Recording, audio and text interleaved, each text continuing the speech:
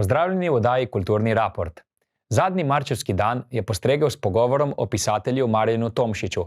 Založba Sanje je nedavno izdala 800 strani obsežno zbirko njegove domišljijske kratke proze z naslovom Vsemirje. Knjigo so predstavili Nada Vodušek, Gašper Malej in Jasna Čebron. Poglejmo. Ok, k resnim stvarem, čeprav mogoče se Marjan Tomšič ne bi strinjal, da bi bili mi ta večer preveč resni, preveč akademski, bog ne daj zategnjeni, kajti on že ni bil tak, kot verjetno vsi, ki ga dobro poznate, jaz ga žal osebno nisem spoznala. Bila je, če povem to za začetek zelo kratko zgodbo, založba Sanje ima vsako poletje festival, včasih smo ga imeli tudi v Brdih, zdaj pa samo še na Krasu. In pred 2 ali 3 leti, ne spomnim se natančno, sta se naš urednik Rok Zavrtanik, ki je stkal v zadnjih letih z Marjanom Tomšičem kar precej močno vez in sta veliko govorila po telefonu in se včasih tudi srečala.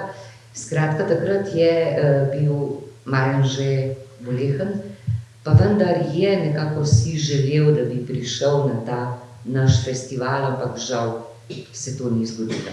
In potem ravno tisto leto, ko smo se pa resno pogovarjali, da morda pa vendarle uspe, se pa žal poslovil. Vsemirje je, kot sem rekla, špeh, ampak ni samo to. Zakaj je nastal ta izbor zgodb iz tega dela Tomšičeve proze, ki morda ni tako zelo znan široki javnosti, kot so tiste knjige, romani, dela, ki se dotikajo bolj posebnosti zgodovine, tradicije in vsega tega, kar je odkrival tukaj v Istri, ki mu je bila tako ljuba. Zakaj sta Rok Zavrtanik in Gašper Malej, oba urednika te zbirke, se odločila za ta izbor, kako sta ga zasnovala in navsezadnje, Gašper, kako ga boš utemeljil sedanjim, preteklim in bodočim bralcem Vsemirja? Ja, dobro vprašanje. Jaz bi začel predvsem tako, da res Nada je to zelo dobro povedala. Ni se treba prestrašiti te knjige in obsega te knjige, zaradi tega, ker to v resnici, če bi gledali prvotno, to ni ena sama knjiga, ampak je dejansko približno 5 realno natisnjenih Marjanovih knjig. In tudi ne bi ravno rekel, da je to čisto tista tipična, da bi bil to zares izbor. Antologija sigurno ni, zaradi tega, ker osnova je bila, da mi to gradivo moramo več ali manj v celoti ohraniti, ampak z nekim posebnim poudarkom. Ta posebni poudarek je tisto, kar tako se mi je zdaj po vsem tem času v resnici še bolj pokazalo, ne da bi prej to vedel, ampak po druženju s temi besedili se je pa kar izčistila podoba, da je to bilo, da ta fantastičnost, ta domišljijskost, kot ji mogoče rajši reče Rok Zavrtanik, da je to tisto, kar je Marjana zaznamovalo skozi celotno njegovo pisanje. Čeprav v resnici, ko se je on sredi 80-ih let literarno uveljavil, jaz, ker pač takrat nisem bil navzoč, si niti ne znam zelo dobro razložiti, kaj je bilo prej s temi besedili. Se pravi, tukaj imamo, če grobo pogledamo, kot sem rekel, 5 knjig, od tega prvenca Krog v krogu, se pravi konc 60-ih let, to je knjiga mladega avtorja, to je knjiga zelo raznolike kratke proze. Jaz ne vem, ker moje delo v osnovi ni moglo biti več kot toliko raziskovalno, to je pač delo za raziskovalca, da bi šel preučevati, kakšna je bila takrat situacija ob izidu te knjige. Dejstvo pa je, da se v njej znajde precej heterogen material, od katerega en cel cikel predstavljajo besedila, ki so v osnovi bi rekel, satirične narave. Se pravi, ki so precej prepoznavne za tisto situacijo, verjetno družbeno, to je tudi nekomu, ki takrat ni živo, lahko dovolj očitno, ampak to so besedila, ki nekako to je seveda spet ena linija, ki jo je Marjan kasneje še z različnimi besedili tudi sledil, to je tudi v njegove romane je marsikje in marsikdaj prišlo, ampak z vidika strukture te knjige je pa pač en celoten, tako tista knjiga je razdeljena krog v krogu na 3 cikle, je bilo pač treba to nekako izločiti in pridružiti mogoče temu nekatera druga besedila, ki so se našla v zapuščini in so recimo, pač to je samo, da ne boste mislili, ne gre za kakšna pretresljiva odkritja, so pa bila 3-4 zgodbe, če tako rečem, ki so nekako sodile in so potem pridružene v strukturi te knjige, ki dejansko obsega, tako kot vanjo je zajetih 5 knjig, obsega 5 razdelkov. Se pravi, če v grobem rečemo, da je bila to knjiga krog v krogu, potem naslednja je bil spet en dolg časovni razmik, dajmo reči, se pravi, v tem časovnem razmiku se je verjetno v življenju dost stvari zgodilo pomembnih, potem mogoče, če bi lahko kdo, bi verjetno gospa Hermina Tomšič, Marjanova soproga, ki je tudi tukaj kaj povedala mogoče, ampak kar se pa tiče, takrat Marjan še ni bil pisatelj v statusu pisatelja, če lahko tako rečem,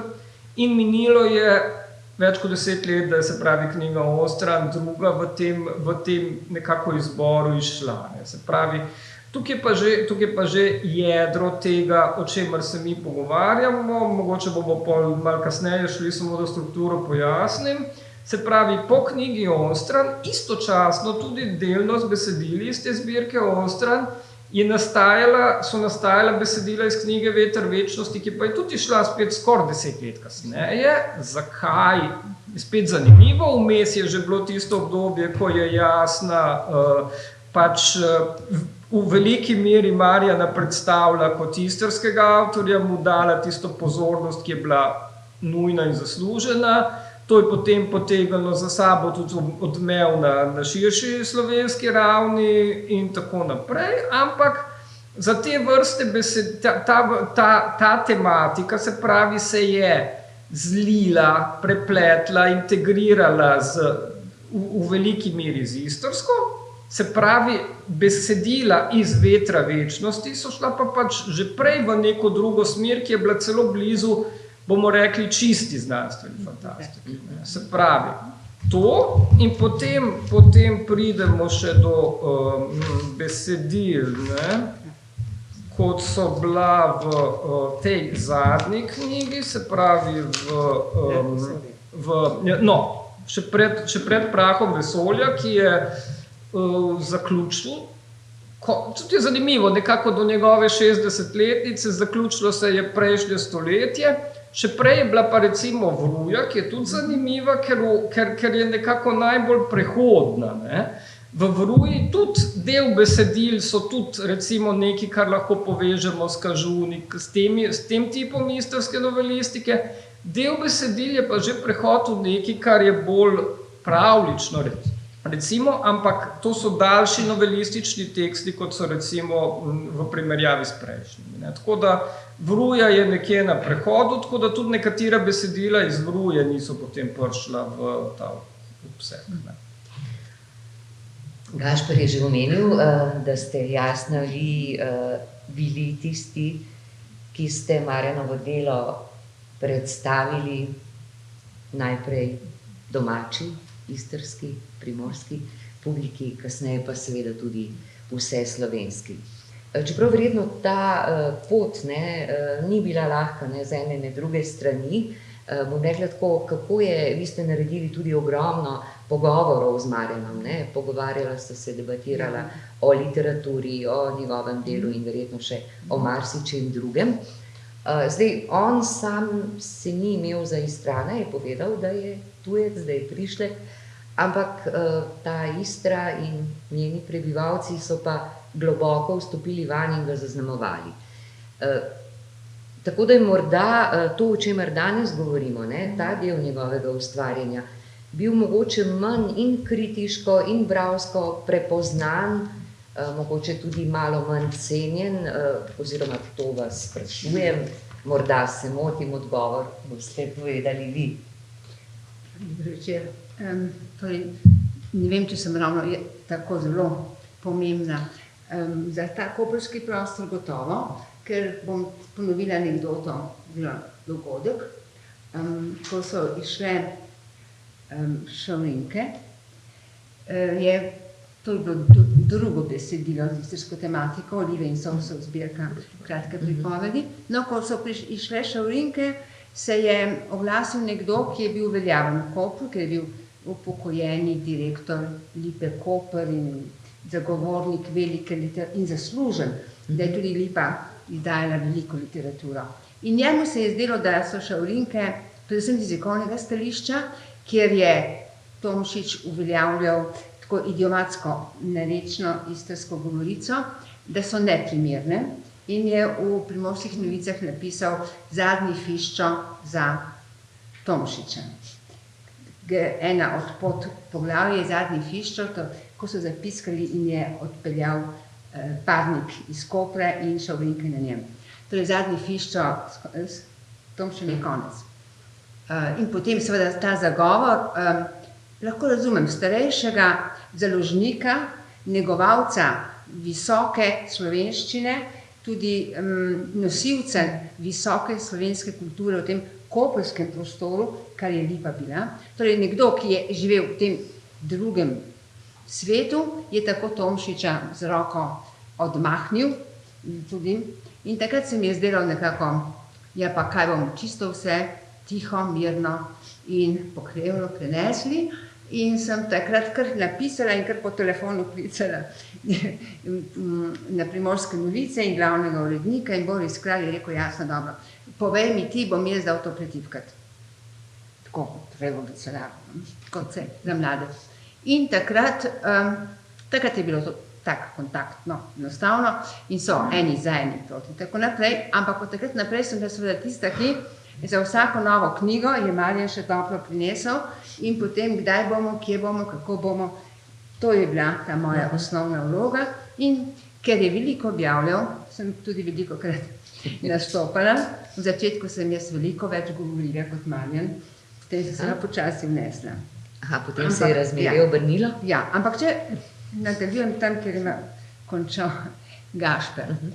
Iz vseh pogovorov je Marjan res velikokrat poudaril, da on je vstopil v istrski prostor skozi čarovnijo, skozi čarobnost.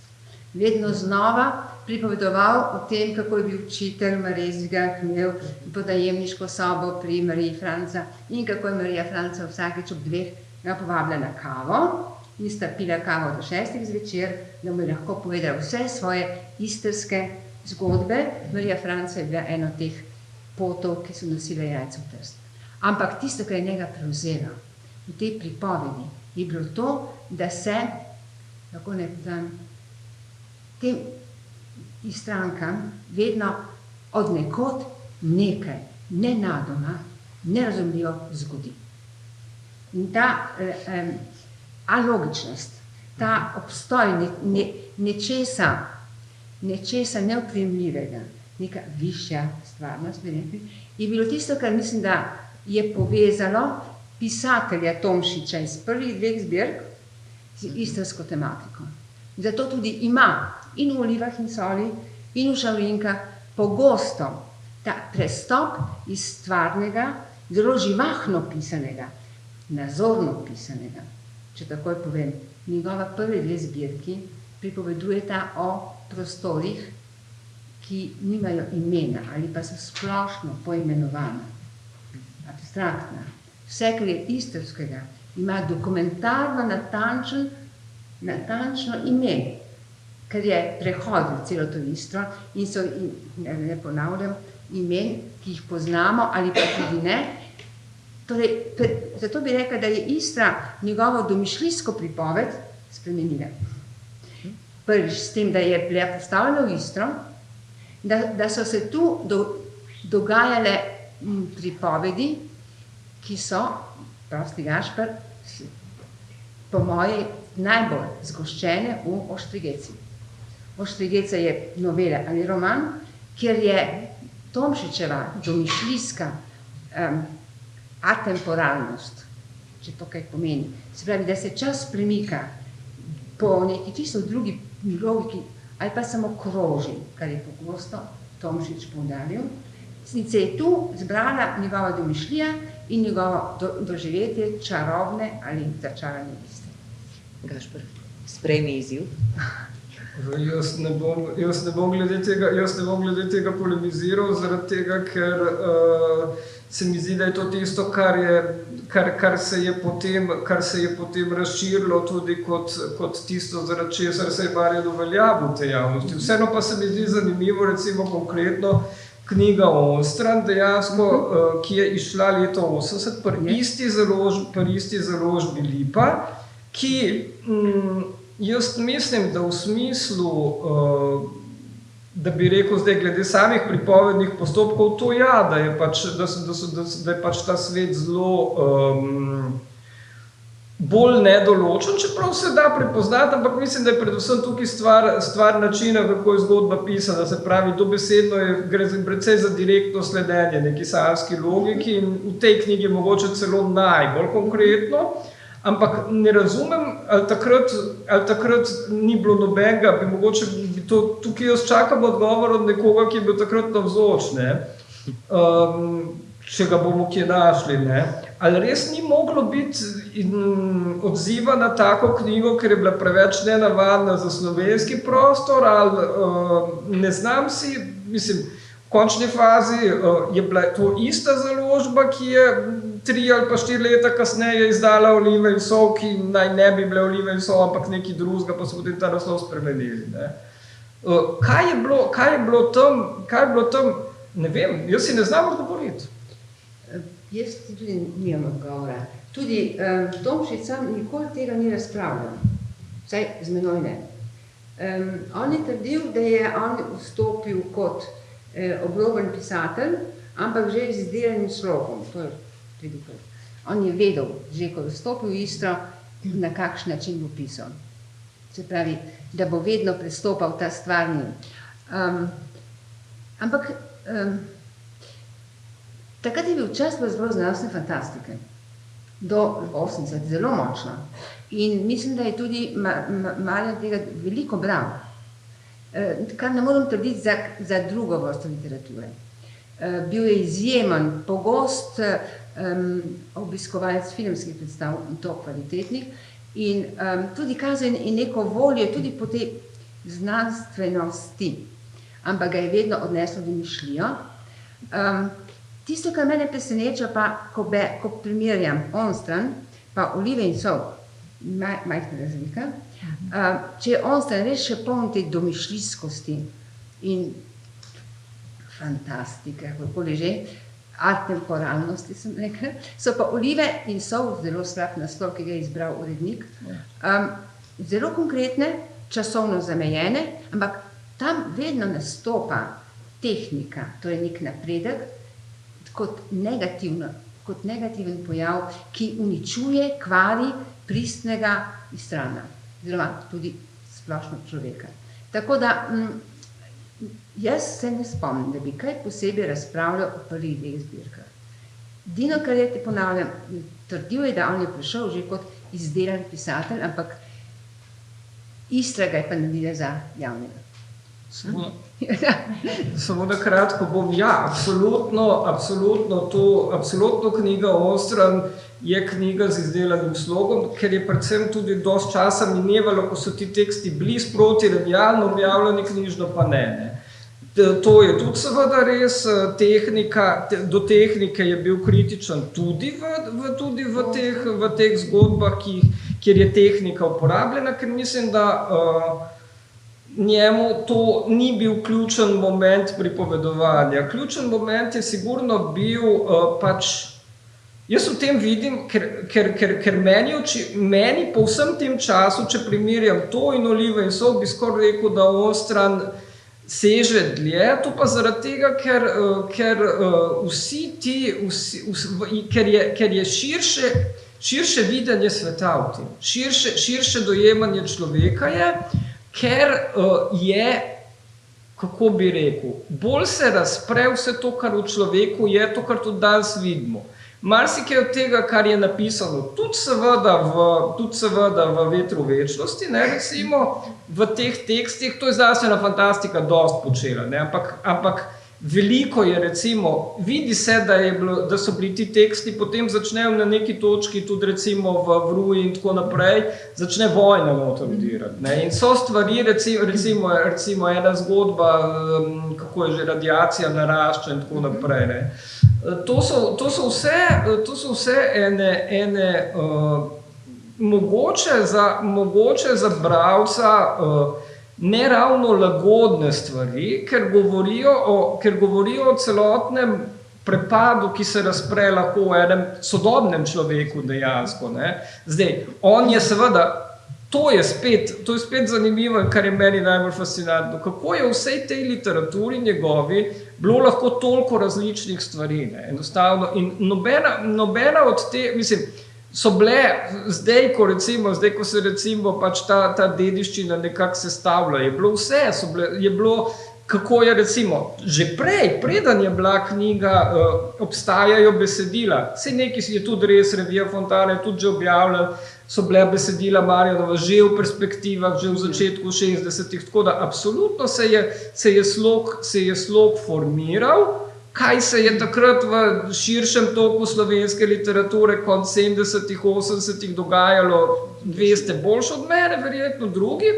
ampak jaz enostavno še vedno tega ne razumem in tudi ne vem, a je to zdaj čas, zaradi tega, ker to, kar je v tej knjigi, se pravi, kar je v Vsemirju, je pa potem uokvirjeno s tem, kar pomenijo knjiga, ki je bila tudi, kot sem zdaj izgledal, oziroma 3 knjige, no, ki so bile tudi precej spregledane ali pa, ne vem, postavljene na rob, to so pa Uroki polne lune 1, 2, 3, kar je pa Beletrina izdajala in tudi, ko so recimo, kjer je šel še dlje v raziskovanje teh labirintov, zaradi tega, ker tukaj se svet kaže kot labirint več kot očitno, ne,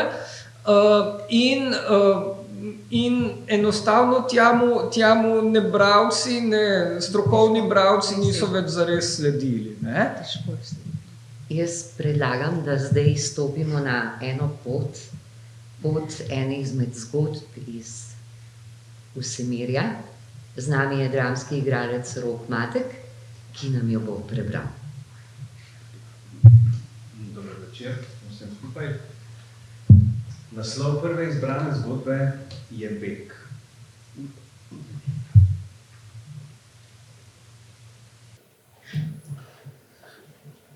Pojdi, je rekel toplo.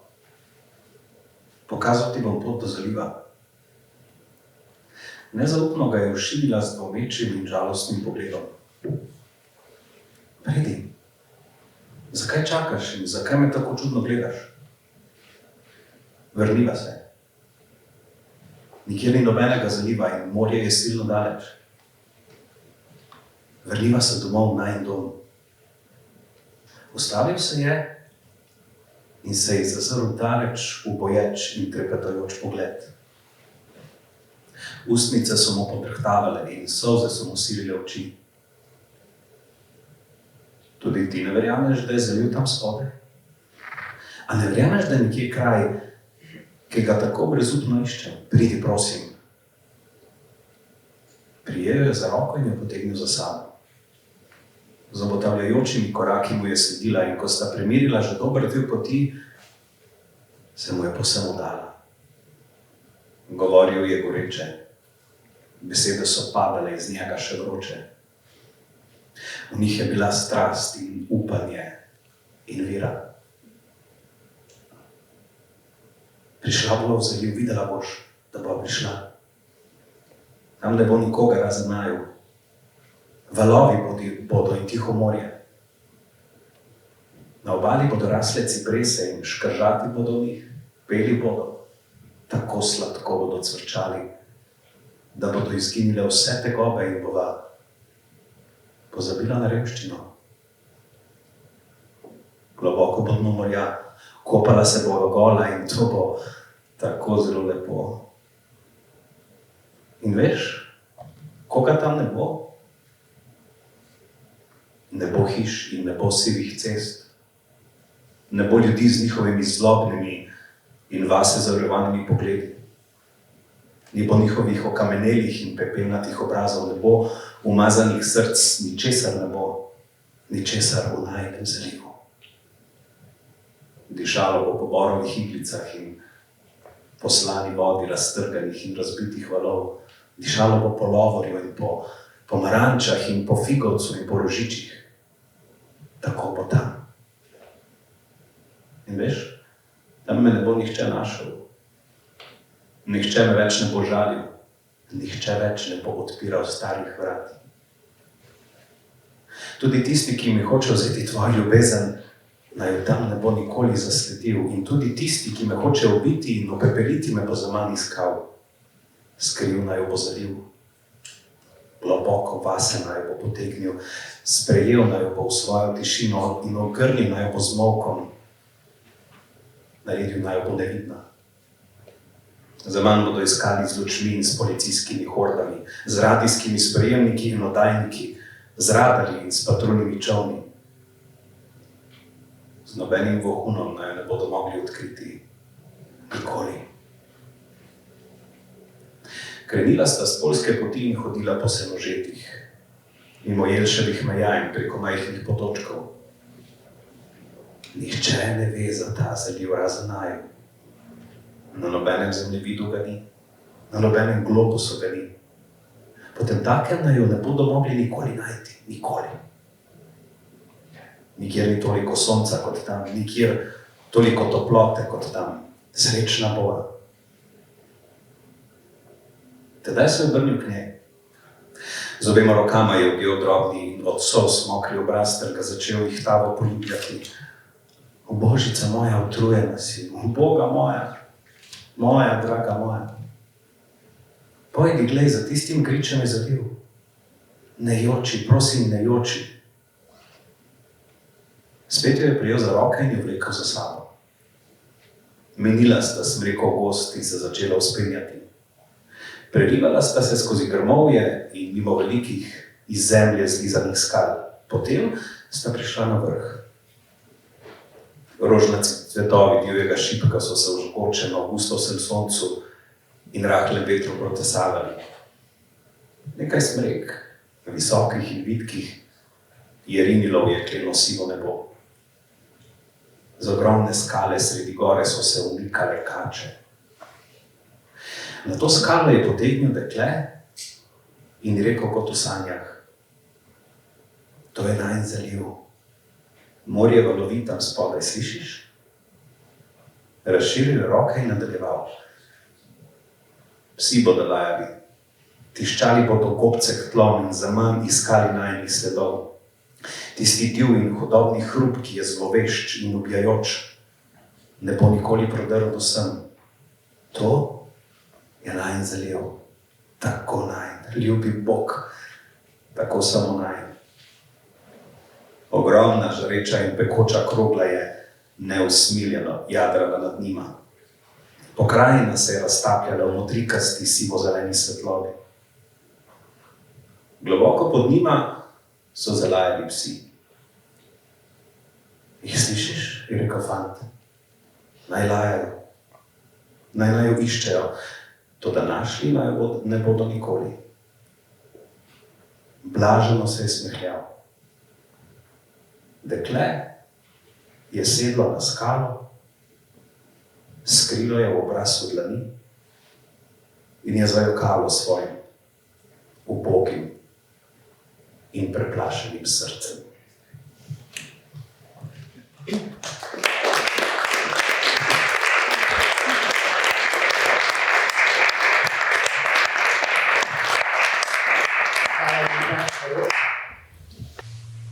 To je bila zelo intimna zgodba.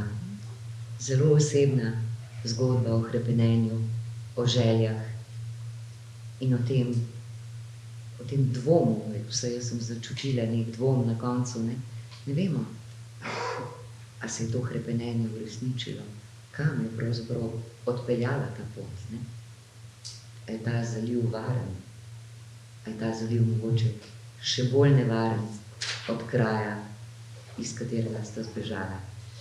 Pa da ne bom preveč pesnila, bom rekla, da mogoče Jasna in Gašper, seveda oba, bi mi povedala najprej, me zanima nekaj o tem prepletu, vseh teh različnih ravni, od najbolj intimnih človeških želja, hrepenenj, strasti, strahov, do ljudskih motivov, ki ravno tako izražajo vsa ta občutja, in seveda do teh čisto, bom rekla, vsakdanjih zgodb, ki jih je Marjan prepletal v svojem delu, ki jih je spoznaval v svojih srečanjih z zgodbami in ljudmi Istre.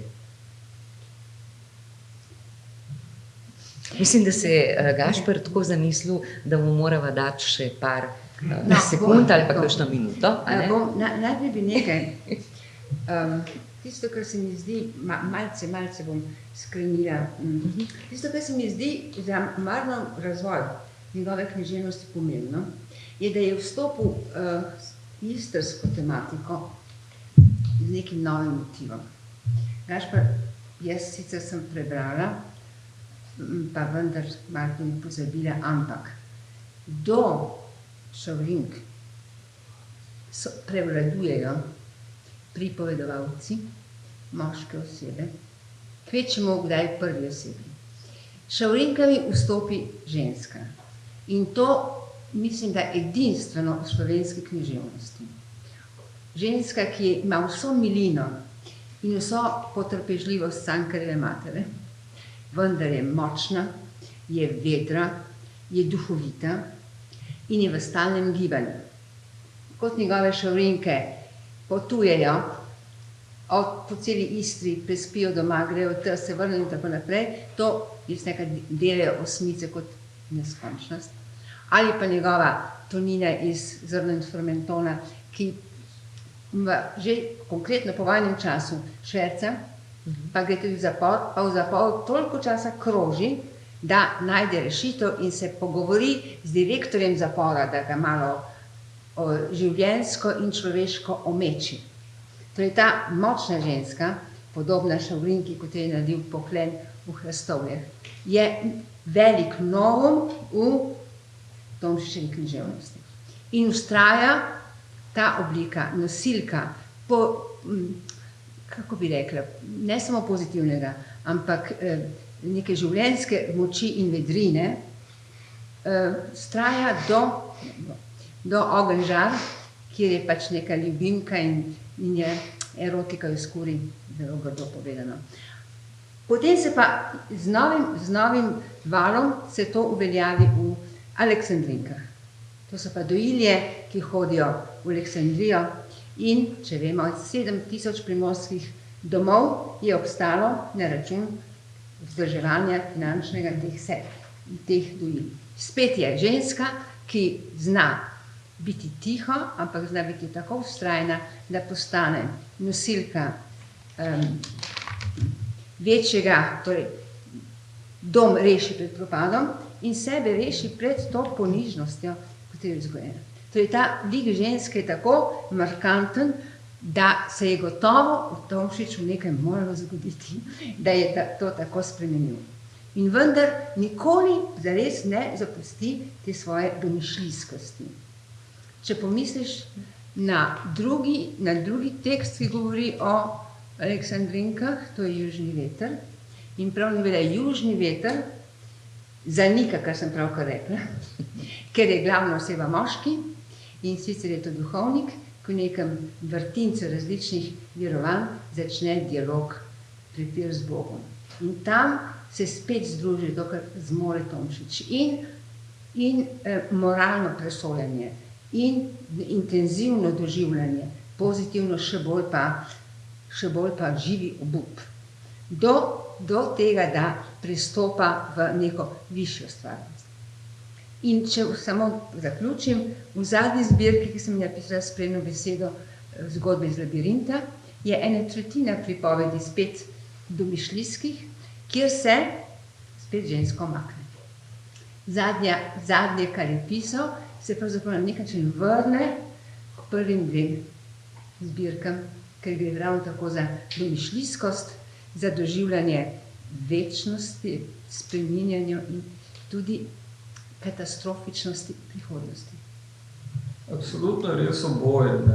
To, da je v teh knjigah, ki jih je Jasna navajala, ženska v ospredju in absolutno ženska v Marjanovi literaturi bi bila lahko tema za ene dolge razprave in študije, to ne moramo mi zdaj. In enako je tudi res, da na začetku da se zgodbe iz labirinta vrnejo k začetku, se pravi, to pa je krog v krogu, pozicija pač nekega na začetku seveda mladega človeka, ki s to svojo neznansko, predvsem mislim, da je tukaj pomembna ta sla po pripovedovanju, se pravi, to je nekaj, kar povezuje celoto, se pravi, ne, jaz bom nekaj napisal zato, ker imam idejo, da bi to pa to bilo, ne, ampak zato, ker vam želim povedati, ne, se pravi, pripovedujem vam zgodbo, to je bil Marjan, to je Marjan znal. In mislim, da dejansko to, kar smo zdaj, česar smo se zdaj dotaknili preko te moškosti in ženskosti, ne, se pravi, ki se na različne načine prepletata in pač sintetizirata, odbijata, polarizirata, tukaj je vmes seveda ljubezen kot še bolj primarna, po mojem, sila, ki vse to, ki lahko uravnava tudi dogajanje, ki je širše od tega neposrednega odnosa, ne? Mislim, da gre tukaj, se pravi, moško od ženskost, kot smo rekli, za eno obliko tega, kar je zelo izrazito v svetu velike večine števila zgodb iz vsemirja, sicer so to pač polarnosti, dvojnosti. Lahko je dobro ali zlo, lahko je to zelo tradicionalno, če lahko tako rečemo, tudi pravlično, zakaj seveda so Marjanove pravljice tako izrazite. Isto recimo ta roman, pravlični roman Norček, to je vse prah vesolja, ker mogoče literarno to ni tako zelo močno, ampak je pa na podlagi tega lahko razumemo, da je tukaj celoten svet, se pravi celotno literarno vsemirje ali vesolje, kakorkoli mu že rečemo, da ima nekaj, kar ga drži skupaj. Se pravi, in to so pač v bistvu, to je nekaj, kar se danes spet mogoče manj želi govoriti o literaturi, ampak so pa res bazične stvari, tako kot je bila ljubezen, je duša, je srce, je to. In to niso besede, to so besede, ki v literaturi, kakršna je Marjanova, lahko oživijo. Se pravi, niso samo, mislim pač, duh, ne, recimo, duh, veter večnosti, ne, recimo, tudi spet en naslov, ne, Marjanove literature, ne. To je vse tisto, kar je njega gnalo skozi življenje, po mojem tudi skozi ustvarjanje. Obrazi in oblike, in še potem njihov odziv, ne, se pravi, je pa potem spet nekaj, na kar avtor sam ne more vplivati. Ne. Seveda se je vsaka literatura, dobra, velika literatura, si drznem reči, nosi v sebi cel kozmos. V bistvu brez tega težko svojo tvarino oblikuje, če ni v njej tudi tega duhovnega. Zato pa je ta knjiga tako obsežna, zato ker kozmos obstaja. Ne? Kozmos definitivno obstaja. In zato smo knjigo tudi poimenovali Vsemirje, ker je ta naslov, ta pojem pravzaprav vseobsežen, ne? In obsega to, o čemer sta vidva ravnokar govorila, se pravi moški princip, ženski princip, ljubezen in vse, kar sodi zraven in kar sodi še kam drugam, ampak vse je del enega. Motivi so zelo različni. Že v tej zgodbi, ki smo jo pravkar slišali, se zelo na hitro, samo v enem stavku pojavi kača. Ne? Imamo pa celo knjigo zgodbe o kačah.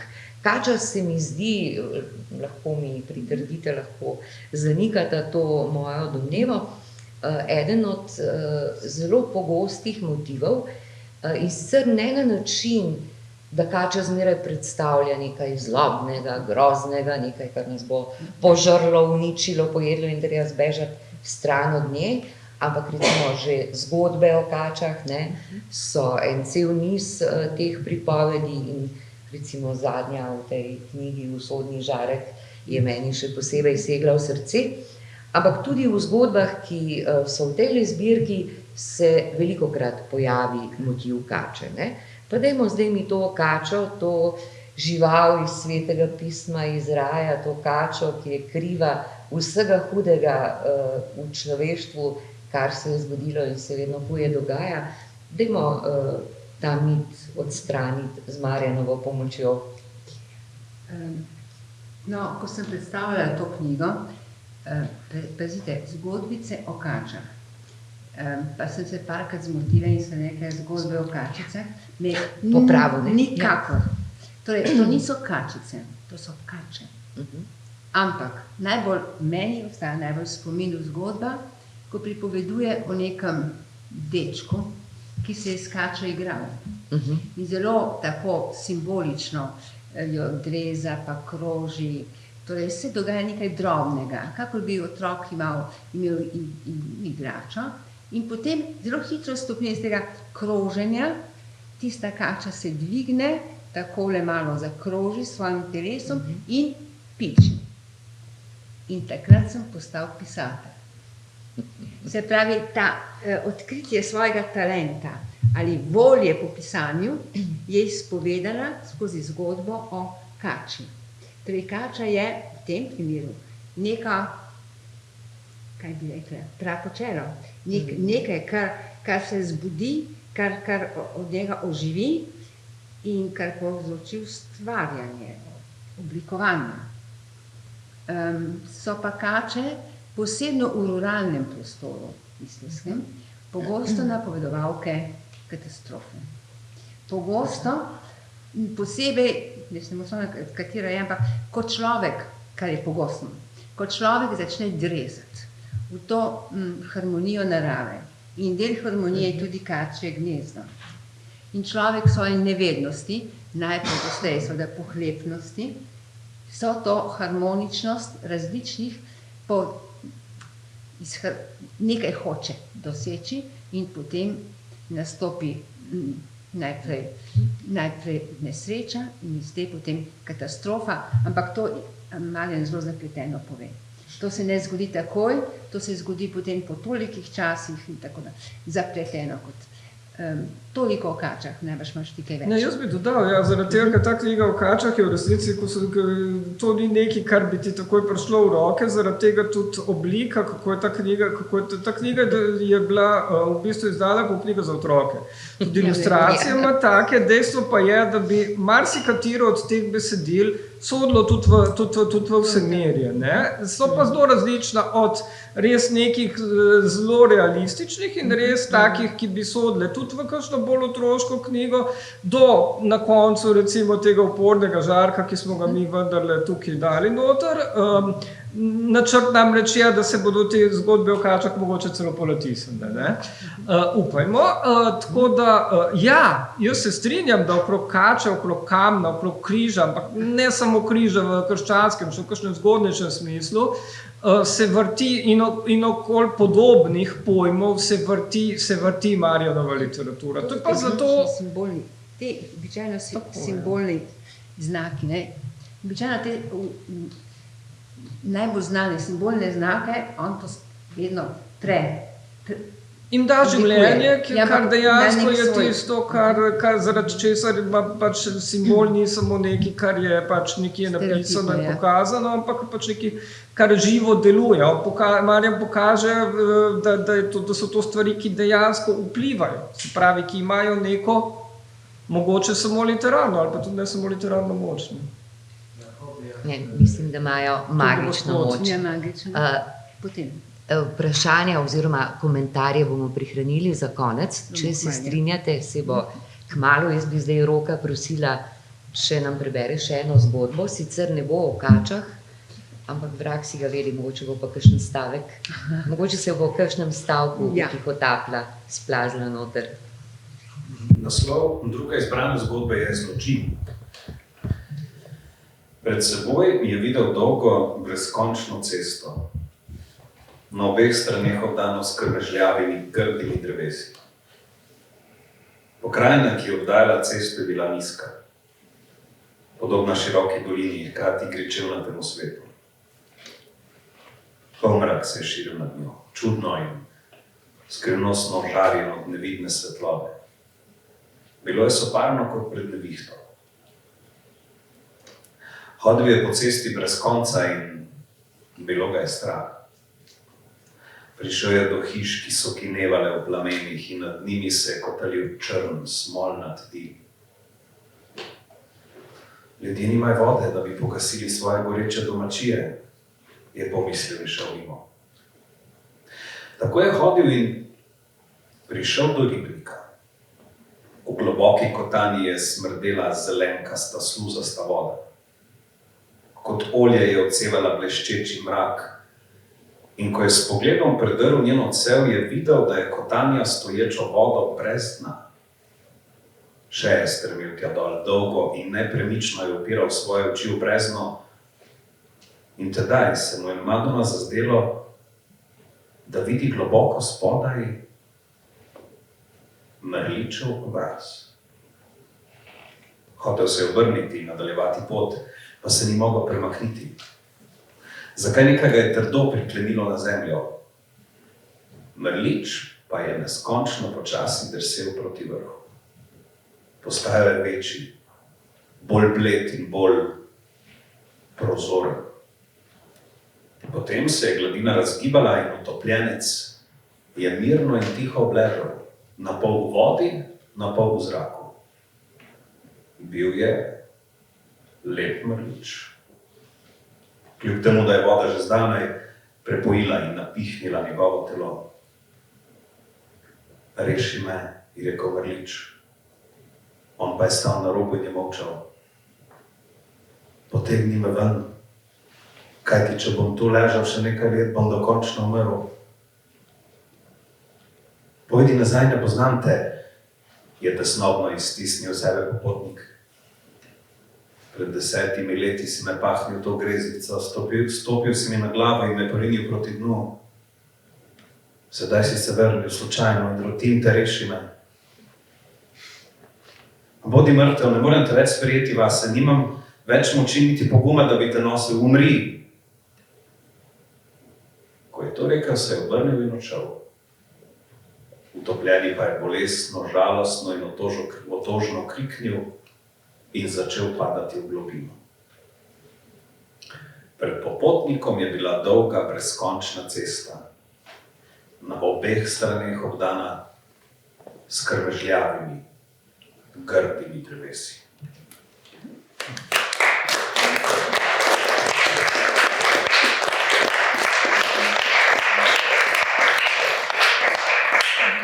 Prej smo imeli eno pot dveh ljudi, ki sta iskala svoj mir. Ta pot je bila čisto drugačna. In veliko, veliko različnih poti je v Marjanovem delu, v njegovih besedilih. In tudi sam je izjemno rad hodil. Ne?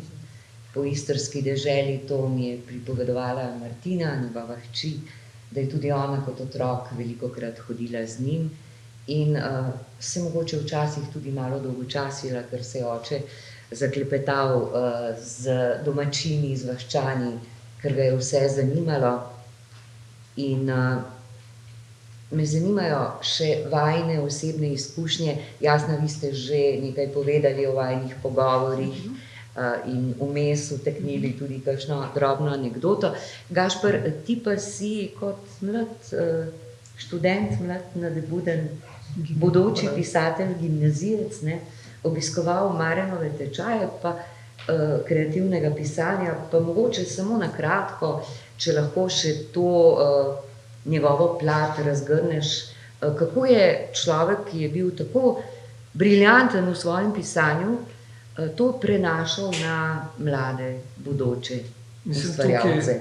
To predvsem niso bili tečaji, kot bi si danes lahko kdo predstavljal. Jaz nisem zelo rad zgovoren o tem. To je pomenilo samo, kako pa se ti lahko samo prebudiš v nekom, v različnih ljudeh neko strast, neko željo, nek način gledanja sveta ali pa predvsem to, kar je v vsakem posameznem človeku od nas bilo. To je Marjan znal. Jaz ne rad veliko govorim o tem, zaradi tega, ker vsakič, ko so take situacije, potem pride do tega, da ljudje obujajo spomine in spomine ljudje obujajo zaradi sebe. Mi smo pa tukaj zaradi dela in zaradi knjig. Ne? In jaz bi rajš rekel to, da je bil to pač način, kako živeti. Način, kako živeti, malo drugače, kot se recimo danes gleda, ko je tudi literatura postala nek način, kako bi nekam prišel, kako bi nekaj dosegel z nekim ciljem. Ne? In jaz mislim, da je to tudi ena vrednota pri tej knjigi, to, kar sem prej hotel reči, poudariti pri Marjanovi sposobnosti pripovedovanja. To, da je popolnoma nenaravnano na učinek. Se pravi, edino, kar je tukaj pomembno, je nekaj kar prodre na dan iz atmosfere kot take. Se pravi, kar so sposobne besede vzbuditi, da tako rečem. Se pravi, to je za vsakega bralca lahko drugače in od bralca tudi seveda zahteva tudi lasten vložek. Ne? Se pravi, eno je prepoznavati svet, kot ga lahko prepoznavamo, ali pa za nazaj prepoznavamo, ali pa kot neko reminiscenco na preteklost prepoznavamo, bodi si Šavrinke, bodi si lahko tudi Aleksandrinke in tisti prostor.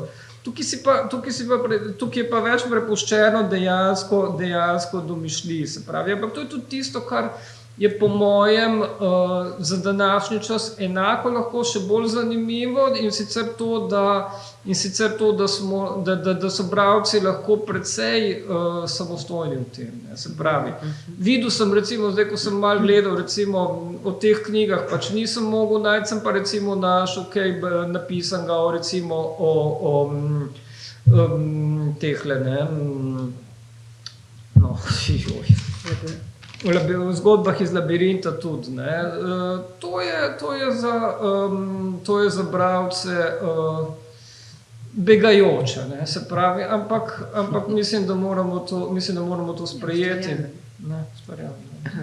No, vsekakor je to bolj stvarjalno, oziroma tisto, kar je Marjan tudi pri vas, moja hči je s teboj obiskovala ta druženja, navaja vas je na dialog, na pogovor, na to, da se izrečeš, izpoveš, do živetja ubesediš in da poslušaš drugega. To zveni, kot da je terapevtsko. Vas mlade je to zelo oblikovalo. No? In izdali ste tri zbirke svojih literarnih ustvarjalnosti, ki bo tudi verjetno enkrat čas, da jih malo z distance preberemo in kaj povzamemo. Nekaj pa, kljub samo omenil si, V roke polne lune, 3 debele zbirke, sanj, tako je rekel, da piše sanje, pa že prej pravzaprav, se je ta njegova domišljijska zgodba močno prevesila, ali vsaj pogosto v temo apokaliptičnosti. To je bilo tisto, kar tudi za česa se težko bere poznega Tomšiča, kajti večina njegovih zgodb pripoveduje o silnih, grozljivih spremembah tega sveta, ki bo propadel, ker ga bo človek uničil. In ne bom prerokovala, ampak odkar ni Marjana, se dogajajo čudne stvari.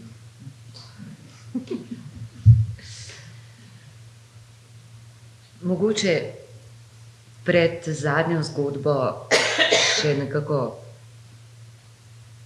zavijemo tole našo popotnico zbirki zgodb Vsemirje, pa bi vaju prosila, da mogoče vsak, ne bom rekla zdaj tak kritiški uvid ali pa boh ne daj propagandno priporočilo, ne, ampak zakaj?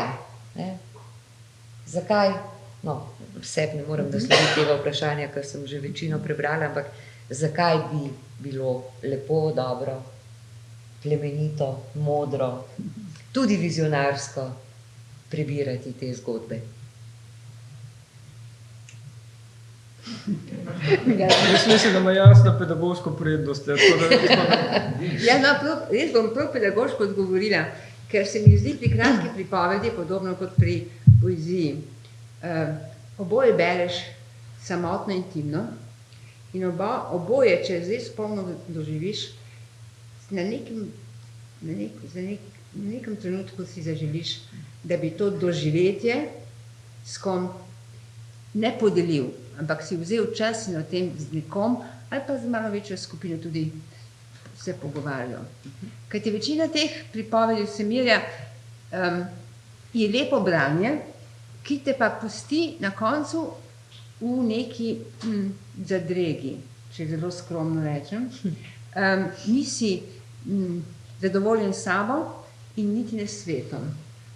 Hotel bi vedeti še kaj več ali pa vsaj izvedeti, kako je drug človek to doživel. Torej ta, ne vem, če to pedagoškost, ampak je potreba, da si literaturo z nekom podeliš, ker je doživetje. In če doživetje, potem je to vredna literatura. Torej, jo je vredno brati. To je zelo dobro povedano. Jaz ne znam tako, mislim, že ne vem, če znam govoriti o doživetju. To je zelo težka stvar v resnici. Doživetja doživimo predvsem. Ne? Ja, tudi v besedi. In tudi v besedimo seveda, ali tudi ne. Ker predvsem je tukaj veliko... Predvsem je tukaj morda malo več tega, kar je težko besediti. Veliko je tudi teh bolj temnih doživetij, ki pa tvorijo celotno podobo slike. Jaz mislim, da bi Marjan pogumen ustvarjalec, se pravi, je bil pogumen v tem, da je pokazal res vse dimenzije tega sveta. Kar pomeni, da je tudi nam prepustil ta prostor, da znotraj tega poiščemo tisto, kar nas v nekem trenutku najbolj nagovori.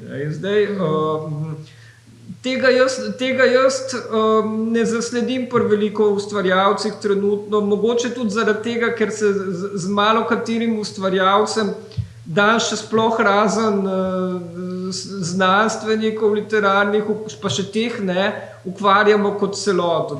Pri Marjanu je pa verjetno, jaz ne vem, a je kdo v našem prostoru, sploh v slovenskem, da bi lahko rekli, mislim, že količinsko, mi gledamo teh 800 strani tukaj noter, ampak to je samo 5 knjig, v resnici grobo gledano. Mogoče količinsko desetina tega, kar je on sploh napisal, ne, v tem času. Že količinsko je to neznansko veliko. Če pa gledamo, v katere dimenzije se je on spuščal. Saj imamo vrhunske avtorje, imamo klasike, ampak tudi vrhunski avtorji klasike, ne vem, zdaj sem recimo videl, primerjava je bila med ena diplomska naloga, že napisana pred časom, slučajno opazil, ne, bo ostalo tam, ne, med Kafko in romanom Amerika, Kafke, se pravi z vidika sanj in V roki polne lune, recimo, ne. Spet to, ne. In mene zanima, jaz bi tukaj res spet zastavljal vprašanje kakšnim ljudem, ki jih mogoče tukaj niti ni, ne. Kateri klasik slovenske literature ima ves ta spekter tako širok, tako razparceliran, da lahko tako rečemo. Tako tudi negotovo, ne vem. Mislim, da mi Marjan ne bo zameril, če rečem, da je bil en vesoljc. In ob tem, kar smo zdaj na koncu govorili, sem se spomnila še enega drugega našega vesoljca, Dragana Živalinova, ki je rekel, vsak dan je treba prebrati eno pesem in jaz to delam. On je rekel, da to dela. Ne? In mogoče pa mi nocoj rečemo, vsak dan preberemo eno kratko zgodbo. In za konec nam bo eno prebral še Rok Matenik. Čričkova smrt. Po naravi sem dobrega srca, usmiljen in rahločuten, težko bi komu skrivil las, pa naj bi bil kriv še ne vem kako. Obsodbo in njeno izvršitev sem vedno prepuščal drugim, kajti za obsodbo in kazen je treba vsaj trohico zlobe in privoščljivosti. Še grajam rad, celo opomin čutim kot zlo dejanje. Nekateri mi pravijo mimoza, ker trepetam pred še tako rahlimi zvoki hudobije. In kako sem lahko jaz, takšen, kot sem pravkar opisal, izvršil črno dejanje, tega ne morem razumeti in peklilo me bo to pozabljenje v grobu. Zgodilo se je nekega mračnega popoldneva. Zunaj so oblaki, sivi in težki prekrili obzorje, zvalili so se na hribe in pritisnili v doline. Veter je tulil, zavijal, cvilil za vogali. Bil sem sam doma. Žena je odšla v mesto, da tam opravi nekatere stvari. Tako sem obsedel za mizo, mrk in čudno žalosten. Sedaj se mi zdi, da sem takrat že slutil, kar se je pozneje zgodilo. Noge sem skrčil pod stolom in roke stisnil med bedri.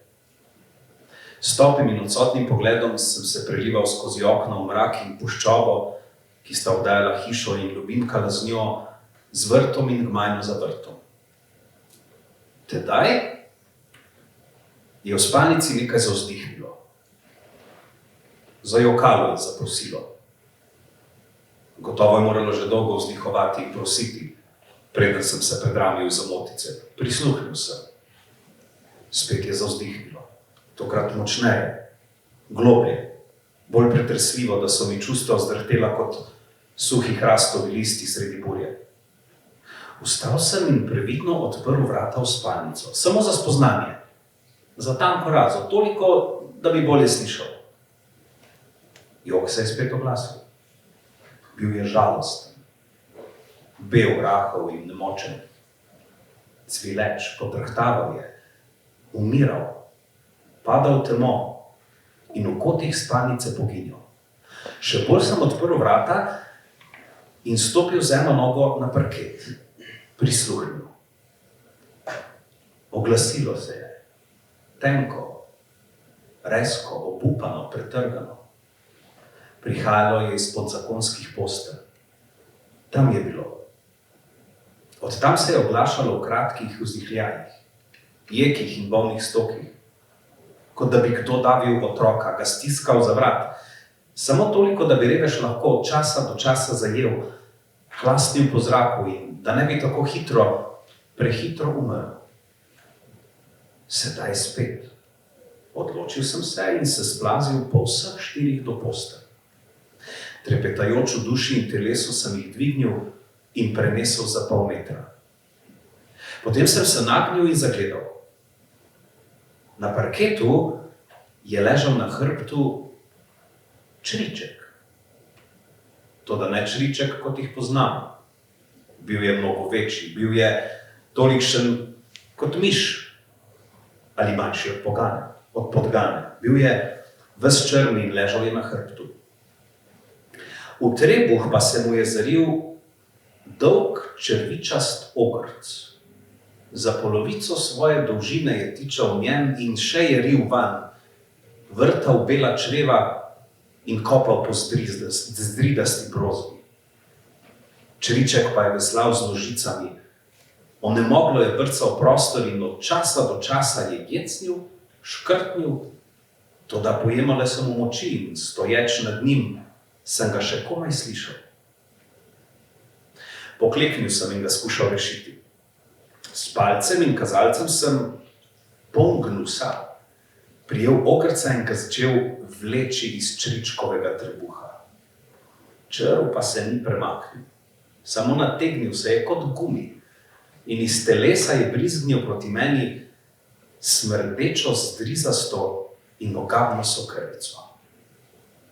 Ne vedoč, kaj delam, sem začel s prsti riniti v rano. Hotel sem ga zakačiti, potegniti in iztrgati. Takrat pa se je nekaj spremenilo. Čriček naenkrat ni več ležal na hrbtu, temveč je urno hitel proti luknjici v podu in vedel sem, da v njem ni več ogrca. Pa sem skočil za njim, ga dohitel in stopil na. Vso težo sem prenesel na desno nogo, pod katero je neskončno kriknil v ledeni grozno. Oklep je zahreščal in se zdrobil. Čutil sem, kako se je pod podom in pod platom razmazal, zdruznil in nehal bivati.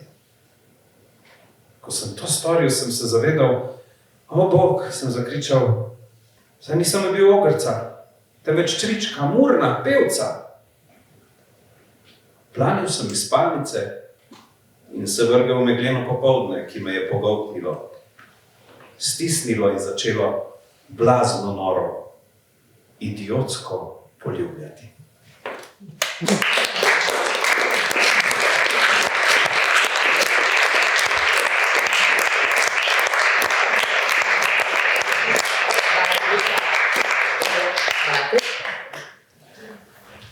Smo počasi prijavljali, prišli z vetrom do konca. Smo rekli, da če je kakšna misel med vami, jo seveda z veseljem Doktor Zorin, slišimo.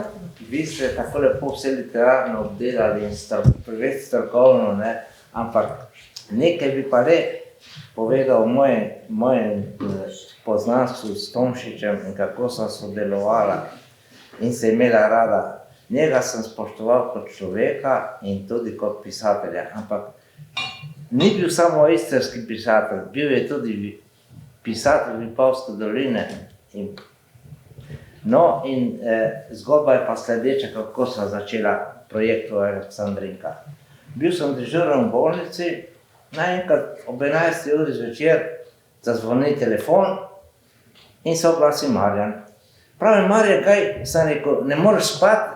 Ne, rekel sem, ne morem spati, glej, pridi k meni v bolnici, imam dober refoš, bova kaj poklepetala, ne. No, in čez pol bo bil že pri meni in malo piva in potem pa sem se jaz malo odkril. Jaz sem imel, moja mama je bila Aleksandrinka, je žrtvovala svojo mladost, zato da je reševala našo kmetijo.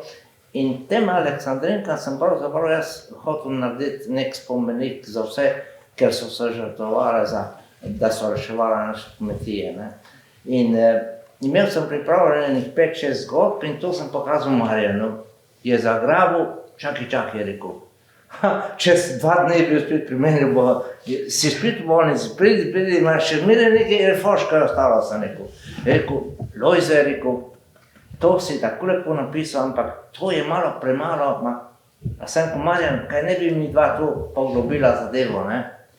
In bi kaj več napisala o teh Aleksandrinkah. Kako bi to, ja, sem rekel, veš kaj predlagam? Jaz poznam ogromno teh starih gospe v Vipavski dolini, greva do njih. In sva vzela diktafon in sva hodila v Vipavsko dolino. In sva se razgovarjala in se zbirala te zgodbe. To je zanimivo, ko smo govorili s temi gospemi, že starejšimi. Vse so povedali, ko je prišlo do nekih intimnih zadev, kar obtičale so obnemele. Ni bilo vse tako odkrito, no. In tako smo zbrali precej gradiva in naenkrat je bila tišina, 1 mesec, 2 meseca, 6 mesecev. In jaz pokličem Marjana, Marjana sem rekel, kaj je s temi našimi Aleksandrinkami? Če vas zanima, lahko povem še naprej zgodbo, vse ne bom dal. Ne? No, in potem pravi, veš, zdaj si me prav zadregal, to je tako težka tematika, to je toliko psihologije tega. In je rekel, če ne grem jaz v Egipt, v Aleksandrijo, tega romana ne bo nikoli. In potem nekako smo zrihtali sredstva in šel v Aleksandrijo, in ko je prišla za Aleksandrija, ko iz Puška je potem ta knjiga nastala. Knjiga je bila zelo lepo prikazana, ampak moram reči, da sem jaz držal vse roko, skozi sem mu držal, sem vse povedal, kaj je treba bistveno pisati, tako da mi je on nekako priznal soavtorstvo Grenkega morja. In te Aleksandrinke so ga dosti pobile, ker nekatere feministke na srečanjih so ga napadale, veste, da je bil preveč odkrit, preveč grdo, da je pisal o teh življenju teh žensk, ampak pisal je in pisala sva o teh stvareh, kot je bilo po resnici. In to ga je toliko prizadelo. In potem smo v moji rojstni vasi Prvači odprli še muzej o Aleksandrinkah, niti njegova knjiga ni bilo nikjer, Grenkega morja ni bilo nikjer, veste. In to mi je pa toliko ga je prizadelo, ne. No, potem smo snemali še film o Aleksandrinkah z Metodom Pevcem, sam sem vodil ves projekt in potem smo dobili prvo nagrado v Berlinu Zlatega medveda, ne.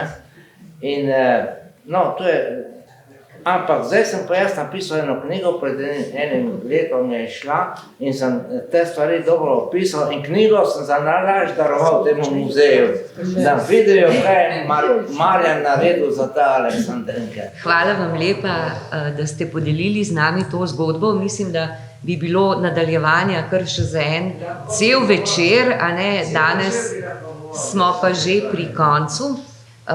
V francoščini bo išel ta roman jeseni, ne? Pod naslovom Aleksandrinke, ne? Ne vem, kaj še bo. Gotovo, to Neva Zajc je vir, tako da se bomo morda celo tu srečali s prevajalko, ki je v francoščino predstavila Grenko morje in bo o Aleksandrinkah še beseda. Hvala lepa vsem in lepo, da ste bili z nami, oziroma da smo lahko bili z vami in z Marjanom. Hvala in lep večer.